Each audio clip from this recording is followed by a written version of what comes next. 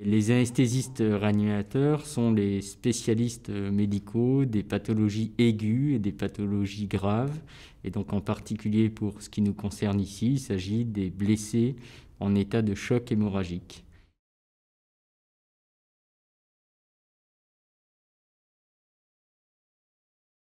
L'emploi des anesthésistes réanimateurs au sein des opérations spéciales s'intègre dans une chaîne de prise en charge médicale, une chaîne de soutien médical des opérations spéciales.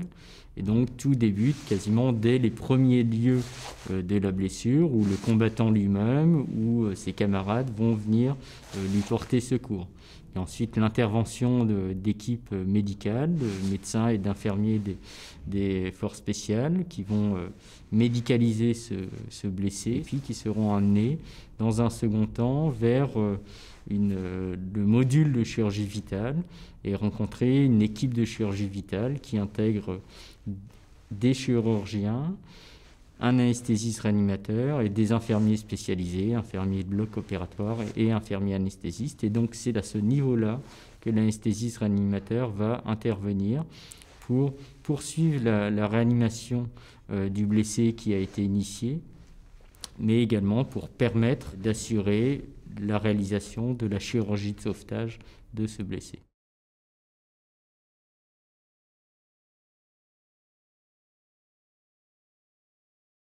Il est communément admis que les blessés par balle et qui saignent vont mourir dans la première heure qui suivent le traumatisme.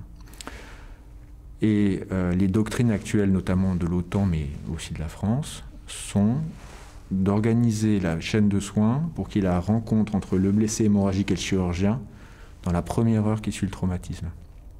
Alors ça paraît simple quand on est en région parisienne, c'est plus compliqué quand on est au Mali.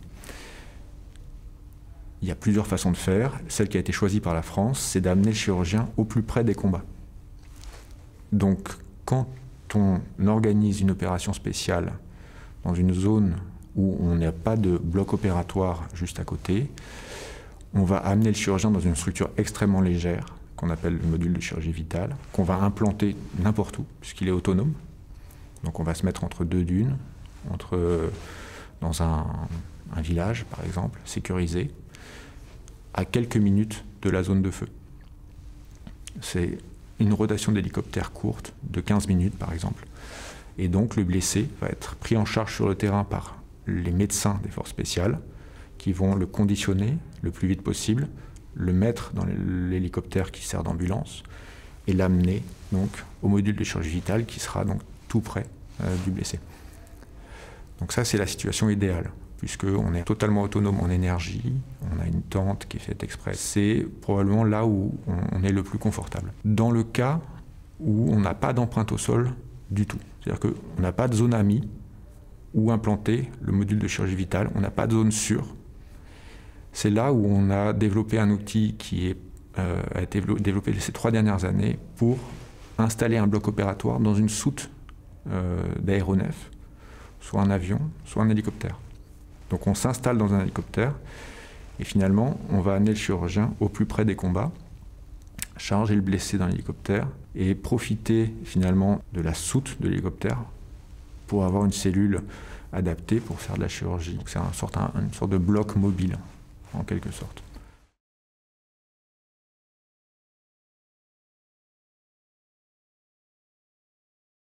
L'idée générale, c'est d'apporter les mêmes capacités que celles que nous engageons à l'hôpital.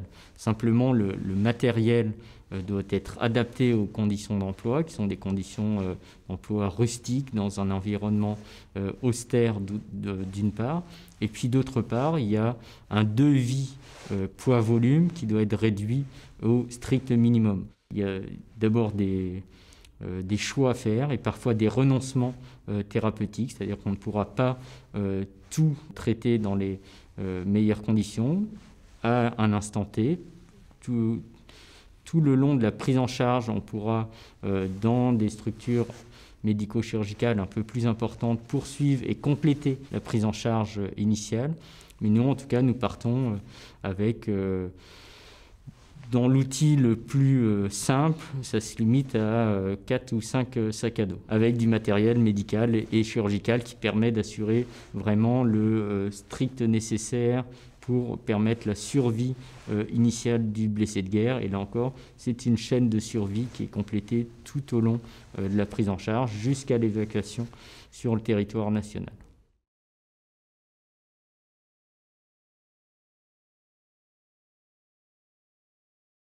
On apprend très très vite à bien faire son sac et à rien prendre de superflu.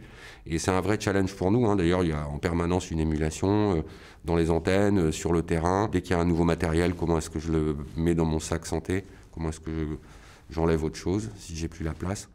Mais en réalité, à la fin, très rapidement, on se rend compte que notre sac, c'est jamais le même. Il est très modulaire, très modulable, et on le fait en fonction de la nature de la mission, de la durée de la mission et des risques qu'on imagine. Donc finalement, nos sacs, ils changent tout le temps. C'est un vrai outil de travail et c'est une vraie préoccupation pour tout soignant en réalité. L'important, c'est d'avoir les bonnes choses dans son sac, de savoir s'en servir. Quand on travaille en équipe, de savoir où sont les affaires des autres aussi dans leur propre sac, parce que parfois, on va se répartir les charges. Hein, par exemple, si on amène du sang, tout le monde n'aura pas une poche de sang dans son sac. Il y en a un qui l'aura, l'autre aura peut-être le plasma.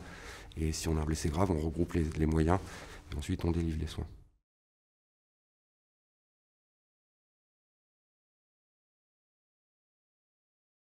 Ça permet d'éviter d'avoir une poche de plasma et une poche de globules rouges. Et surtout, ça permet sur un blessé qui est très hémorragique de lui rajouter tous les éléments dont il a besoin pour lutter beaucoup mieux contre la coagulation. Donc ça, c'est une avancée très très importante.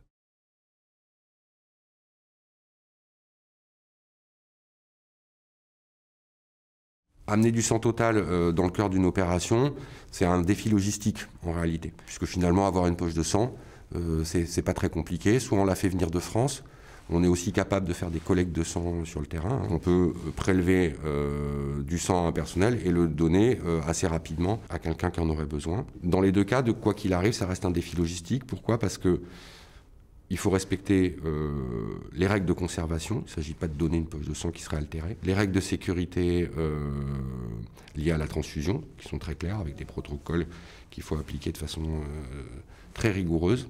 Et être sûr, quand on a marché un moment, quand on a fait un saut en parachute, quand on est dans une mission opérationnelle qui dure déjà depuis quelques temps, être sûr que la poche de sang a été bien conservée alors qu'elle est dans son sac. Il faut qu'il y ait une traçabilité de la poche, du donneur jusqu'au receveur, y compris au cœur des opérations si nécessaire.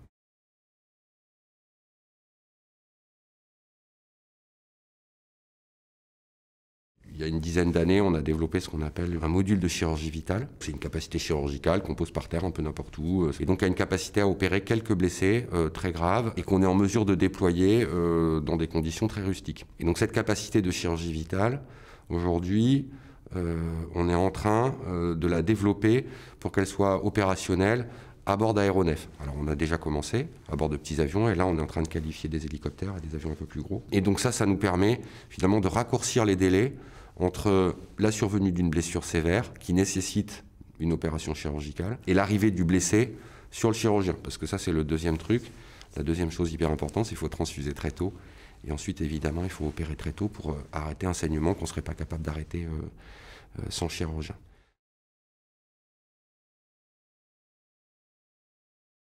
Quand on fait du SAMU et qu'on a quelqu'un qui est gravement malade ou qui est blessé grave, très vite, il va avoir besoin d'oxygène et donc on lui délivre de l'oxygène. L'inconvénient dans les missions opérationnelles, c'est que pour amener de l'oxygène, il faut porter une bouteille. Une bouteille, c'est gros et c'est lourd. Parfois, les sacs sont lourds. L'idée, c'est de miniaturiser les choses.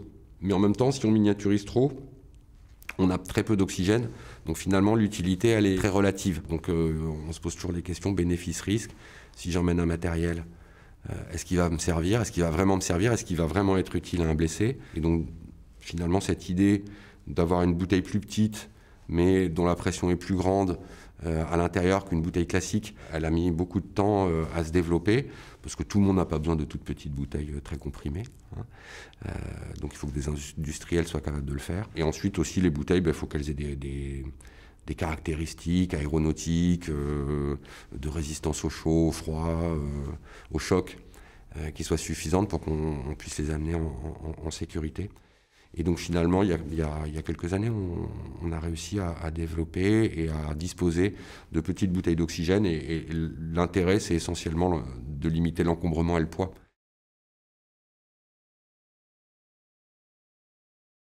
Qui est toujours en cours de développement, mais qu'on utilise déjà depuis quelques années, c'est de la télémédecine. Donc quand on a des détachements isolés, on essaye de mettre au cœur de ces petits détachements des auxiliaires sanitaires, alors ça peut être aussi des infirmiers, et avec un outil de télémédecine de manière à ce qu'ils puissent parler à un médecin dès lors qu'il a quelqu'un qui est malade, pour lui donner je dirais les traitements dont il a besoin pour aller mieux, pour trier aussi, pour permettre de filtrer, est-ce que c'est grave, est-ce que c'est pas grave, est-ce qu'il peut rester sur sa base, est-ce qu'il faut le ramener.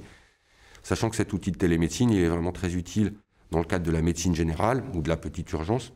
Mais évidemment, c'est pas l'outil dont on a besoin pour faire de l'urgence vitale si on a des blessés graves.